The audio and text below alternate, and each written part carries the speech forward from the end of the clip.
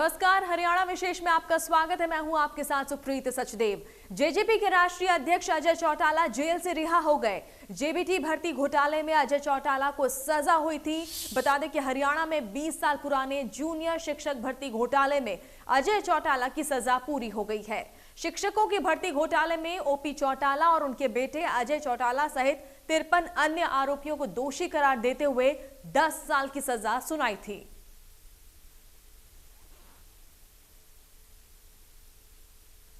तो आखिरकार सजा पूरी हो गई और तिहाड़ से सीधे दिल्ली फार्म हाउस पहुंचे अजय चौटाला। बड़ी राहत यहां पर कार्यकर्ताओं में खुशी देखी गई। स्वागत यहां पर हुआ। उनके बेटे उप मुख्यमंत्री दुष्यंत चौटाला भी इस दौरान मौजूद रहे। तो राहत भरी खबर अजय चौटाला के लिए। एक लंबा समय, एक लंबा वक्त बिताने के बाद जेल में, और अब वो पहुंच गए बाहर, वो आ गए जेल से बाहर और सजा उनकी पूरी हो गई। अनिल विज ने किसानों के मुद्दे पर विपक्ष पर पलटवार किया। उन्होंने कहा, चुनाव में फायदा लेने की फिराक में विपक्ष किसानों को भ्रमित कर रहा है। देश में ऐसा पहली बार हुआ है कि किसी प्रधानमंत्री ने किसानों की मांग पर कृषि कानून पूरी तरह रद्द कर दिए।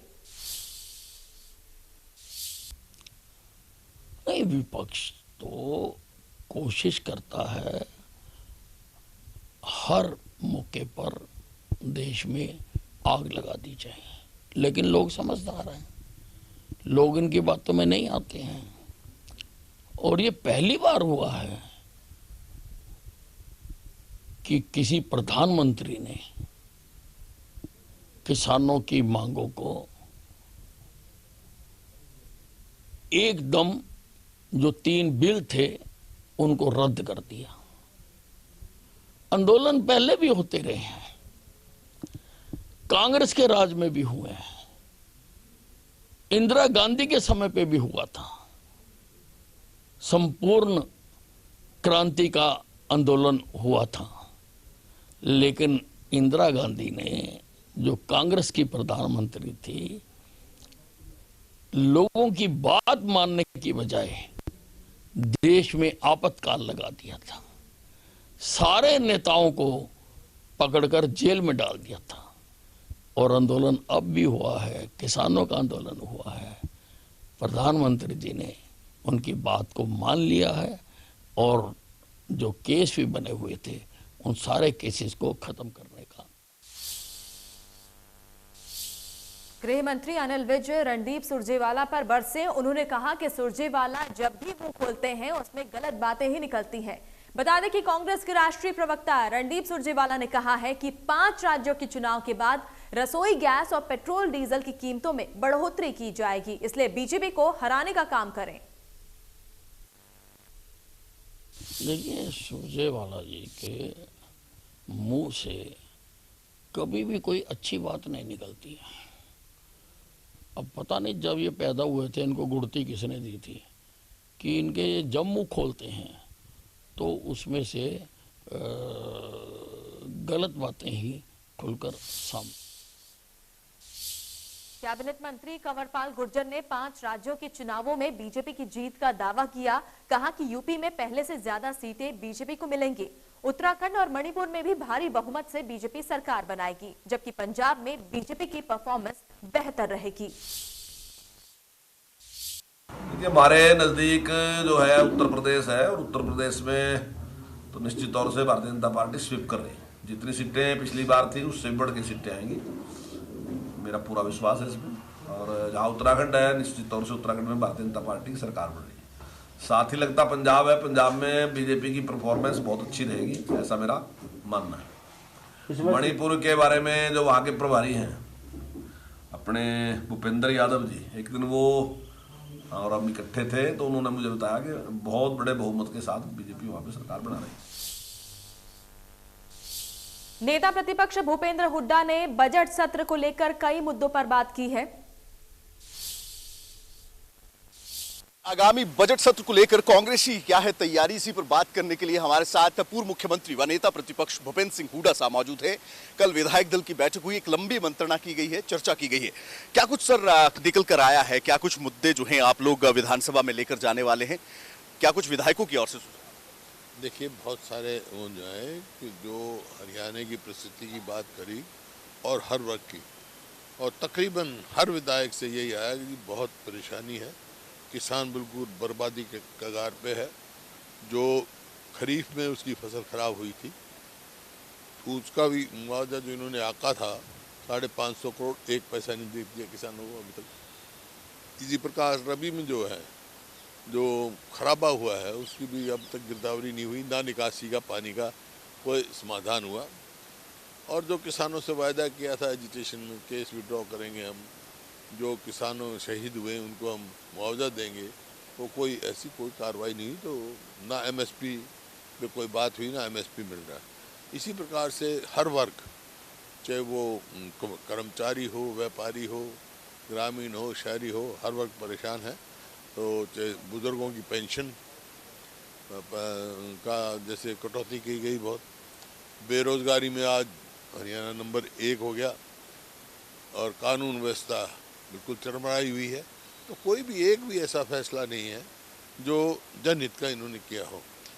बजट में अब बजट सेशन आ रहा है, बजट में इन्होंने कहां से कहां पहुंचा दिया, डेप्ट ट्रैप में। आर्थिक तौर पे हम हरियाणा फंसने जा रहा है, क्योंकि जीएसडीपी के 30% का बराबर जो है कर्जा इनका हो रहा है। देखिए 2014 तक 70,000 करोड़ था, अभी बढ़कर 2.5 लाख करोड़ हो गया। और 2.5 लाख करोड़ कर्जा हो जिस प्रदेश पे, तो मेरे को लगता नहीं ये जो बजट पेश करेंगे इसमें कुछ जन कल्याण का काम कर पाएंगे। हाँ, अगर कोई बजट लाएंगे, कोई अच्छा काम करेंगे, जनहित का करेंगे, तो मैं ज़रूर इसकी प्रशंसा करूँगा, और नहीं करेंगे हम। लंबी सूची आपने गिनवाई है, लेकिन अमूमन सबसे बड़ी बात यही रहती है कि बिजनेस एडवाइजरी कमेटी की जब बैठक होती है तो उसमें उतना समय जो है नहीं दिया जाता, ये सिटिंग्स नहीं होती हैं। अलहदा अध्यक्ष और सरकार दावा करते हैं कि हमने सबसे ज्यादा समय जो है विपक्ष को दिया। ये इतने लंबे मुद्दे हैं, ये इतने बड़े मुद्दे हैं जिनको लेकर क्या कुछ मांग जो है बिजनेस एडवाइजरी कमेटी की बैठक में करेंगे? तो पिछली बार भी था, अब भी यही है। बजट सेशन आ रहा है, पूरा सबको मौका मिलना चाहिए, सब की बात होनी चाहिए। बाकी उनकी मेजॉरिटी है, वो उसको स्कटल करते हैं, वो अलग बात है कि प्रजातंत्र में जो है मेजॉरिटी प्रिवेल्स। अब कांग्रेस अलग अलग राज्यों में, 5 राज्यों में चुनाव है, प्रचार भी लगातार चल रहा है, आज फर्स्ट फेज की वोटिंग भी हुई है। किस तरह से देखते हैं सर कांग्रेस के प्रचार को? आप भी क्या पंजाब के चुनावी मैदान में उतरेंगे प्रचार? हाँ, मैं जाऊँगा पंजाब में। मैं 14 तारीख को भी और 18 तारीख को भी कई कॉन्स्टिट्यूंसी में जाऊँगा। टेलीफोन तो बहुत उम्मीदवारों के आए हैं, लेकिन कोशिश करूँगा कुछ मैं कवर करूँ, जाऊँगा। और पंजाब में कांग्रेस की सरकार बनेगी। बाकी राज्यों के लिए सर? उत्तराखंड में कांग्रेस की सरकार बनेगी, गोवा में कांग्रेस की सरकार बनेगी, मणिपुर में कांग्रेस की सरकार बनेगी। और उत्तर प्रदेश में जो परिस्थिति पिछली बार थी चुनाव, उससे बहुत बेहतर परिस्थिति रहेगी। हो सकता है कांग्रेस के हाथ में बैलेंस आ जाएगा। चौधरी भूपेंद्र सिंह हुड्डा साहब हैं जिन्होंने साफ तौर पर वो मुद्दे गिनवाए हैं जिनको लेकर कांग्रेस बजट सत्र में जाने की तैयारी कर रही है। अब देखना यही होगा कि क्या बिजनेस एडवाइजरी कमेटी की जब बैठक होती है तो उतने दिन की, कितने दिन की सिटिंग होती है और उतने दिन में क्या ये तमाम मुद्दे विपक्ष उठा पाता है या नहीं। कैमरा पर्सन जसवीर के साथ विपिन परमार, इंडिया न्यूज, चंडीगढ़। 2 मार्च से बजट सत्र शुरू होने पर कैबिनेट मंत्री कंवरपाल गुर्जर ने कहा कि हरियाणा सरकार ने सभी तैयारियां पूरी कर ली है। बजट सत्र के लिए विधायकों के सवाल और सुझाव लिए जा रहे हैं। मुख्यमंत्री ने एक अच्छी परंपरा शुरू की है। पहले बजट से ही विधायकों के सुझाव लिए थे, जो अभी भी लिए जा रहे हैं, और अब उद्योगपतियों के भी सुझाव मांगे गए हैं। सरकार ने 2 मार्च से सेशन का निर्णय कर लिया है, और सरकार की पूरी तैयारी है। जैसे पहले से सरकार की तैयारी होती है, वैसे सरकार की तैयारी निश्चित तौर से विपक्ष सवाल पूछेगा और सरकार उसका जवाब देगी। तक जितने भी बजट रहे हैं वो बहुत ही अच्छे बजट प्रस्तुत हुए हैं, और माननीय मुख्यमंत्री जी ने एक नई परंपरा शुरू की है। जब पहला बजट उन्होंने प्रस्तुत किया तो उन्हें सभी विधायकों को सुझाव के लिए बुलाया था, और उसके बाद भी उन्होंने हर बार विधायकों से सुझाव लिए, और उन सुझाव को इम्प्लीमेंट भी करते हैं हर बार। और जब वो पड़ा उत्तर देते हैं तो उस टाइम उसकी जानकारी देते हैं कि किस विधायक ने क्या सुझाव दिया था। और अभी जो इंडस्ट्रियलिस्ट है उनसे भी उन्होंने सुझाव मांगे हैं, तो माननीय मुख्यमंत्री सबकी सहमति के साथ ही बजट को और आज से प्रदेश में स्कूल खुल गए हैं। कोरोना के केस कम होते ही पूरी क्षमता के साथ पहली से 9वीं कक्षा तक के लिए स्कूल खोल दिए गए। हालांकि स्कूल में प्रवेश के लिए अभिभावकों की सहमति पत्र अनिवार्य की गई है। स्कूल में छात्रों की हाजिरी अभी अनिवार्य नहीं होगी। ऑफलाइन के साथ ऑनलाइन क्लास भी जारी रहेगी। स्कूल में कोविड नियमों का पालन किया जा रहा है। इससे पहले 1 फरवरी से 10वीं से 12वीं कक्षा के लिए स्कूल खोले गए। स्कूल खुलने के बाद पहले दिन छात्रों में काफी उत्साह देखने को मिला। स्कूल खुलने की 6 तस्वीरें आपके सामने हैं। तो सोनीपत की तस्वीर, फरीदाबाद, फतेहाबाद, करनाल, कैथल, निवाड़ी, ये अलग अलग तस्वीर देखकर आप अंदाजा लगा सकते हैं किस तरह से उत्साह आज के दिन को लेकर देखा गया बच्चों में जो स्कूल पहुंचे। स्कूल खुलने पर शिक्षा मंत्री कंवरपाल गुर्जर ने क्या कुछ कहा, आपको सुनवाते हैं। नहीं, बिल्कुल उसका टेम्परेचर चेक करना, सारा कुछ जो भी इसके लक्षण है उसको चेक करने की हमने पूरे इंतजाम सभी स्कूलों में किए हैं। और अभी तक का जो परिणाम हमारे सामने जो आया, पिछली बार भी हमने खोला तो काफी अच्छा रहा है। कहीं भी कोई इस प्रकार की कंप्लेंट हमारे पास आई नहीं है। लगभग 14,000 स्कूलों में से केवल 2 या 3 स्कूल थे जहां इस प्रकार से 1-2 बच्चा संक्रमित हुआ, लेकिन कोई बहुत बड़ा ऐसा इस प्रकार का नहीं हुआ। अच्छे से हमारे टीचर हैं उन्होंने पूरा उसका ध्यान रखा है और मैं समझता हूं आने वाले टाइम में भी इस प्रकार की कोई समस्या नहीं आएगी। नहीं, बहुत अच्छा है और काफी संख्या में बच्चों ने आना शुरू कर दिया है। धीरे धीरे जो संख्या है वो बढ़ती जा रही बच्चों की और हर बार ऐसा ही होता है क्योंकि जिस प्रकार का एक भय का वातावरण रहा है समाज में, तो अभिभावक भी और बच्चों में थोड़ा सा टाइम लगता है, लेकिन संख्या बढ़ रही है और मुझे पूरी उम्मीद है कि आने वाले टाइम में और संख्या बढ़ के हम पूरी संख्या होगी। देखिए, अभी स्कूल खुले हैं तो निश्चित तौर से जो भी हमारे सीनियर अधिकारी हैं उस पर विचार कर रहे हैं और पेपर के बारे में भी हम विचार करेंगे। अगर सिलेबस में अगर कुछ कमी करने की जरूरत पड़ेगी तो निश्चित तौर से उसमें भी कमी करेंगे। वो सारी चीजों के ऊपर ध्यान है, जो भी हमारे अधिकारी हैं उस पर पूरा उनका फोकस है। नहीं, ऐसी कोई हमें देखिए इस प्रकार की कोई घटना नहीं है। सभी ऑनलाइन चलती रहेंगी। उसमें केवल इसीलिए है कि कोई ये ना कहे कि मेरे को मजबूर किया गया कि स्कूल में आपको आना ही पड़ेगा, क्योंकि अभी ऐसा माहौल तो बिल्कुल ठीक है, लेकिन फिर भी उसके बावजूद भी कुछ लोग हैं ऐसे जो बचते हैं बच्चे को भेजने से, या बच्चा ही इस बात की जिद करता है कि मैं नहीं जाता।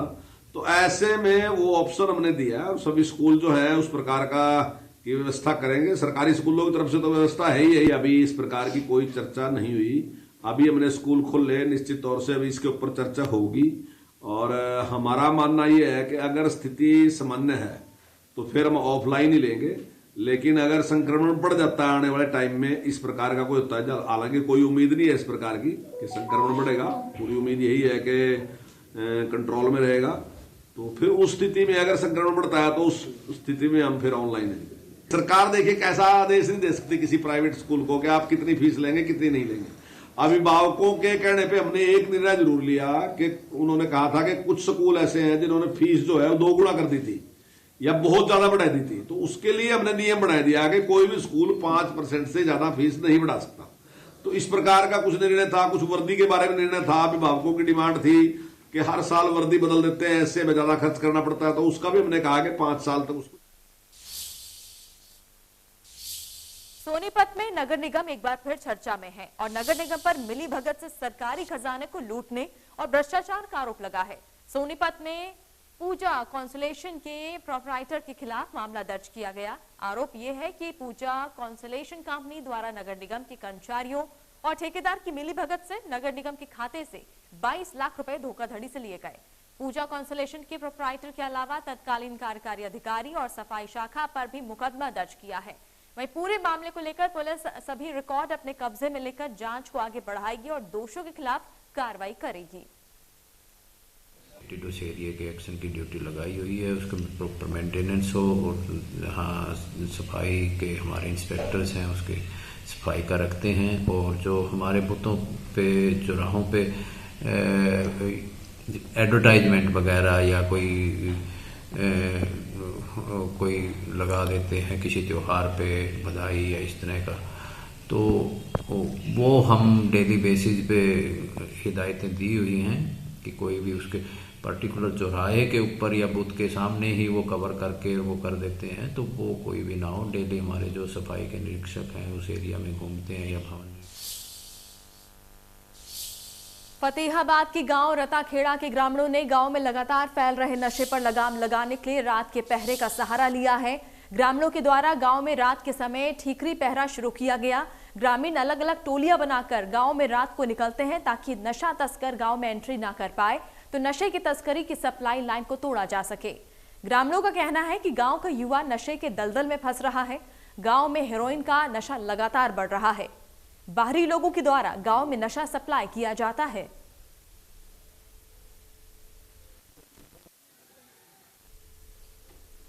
तो इस तरह से रात भर जागकर पहरा यहां पर दिया जाता है ताकि नशे की तस्करी ना हो सके और जो युवा है गांव के उन्हें बचाया जा सके, उन्हें नशे की लत ना लगे।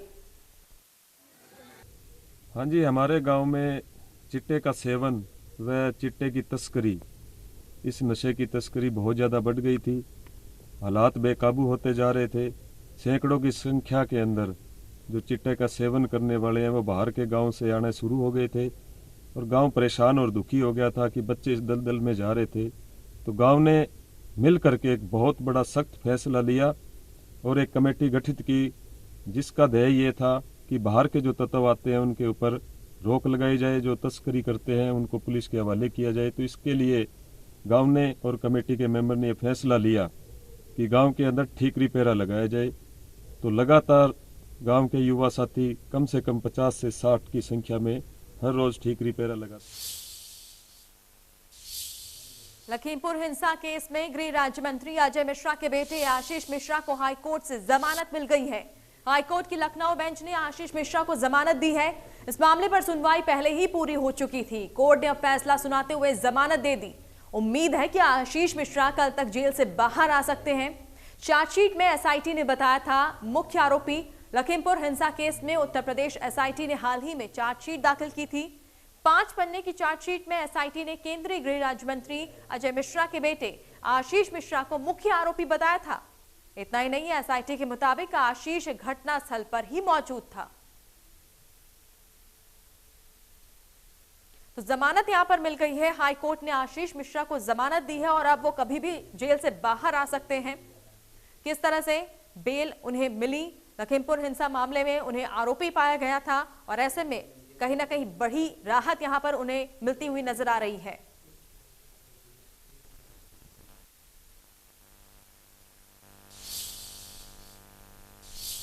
और इसी के साथ बुलेटिन में फिलहाल इतना ही। नमस्कार।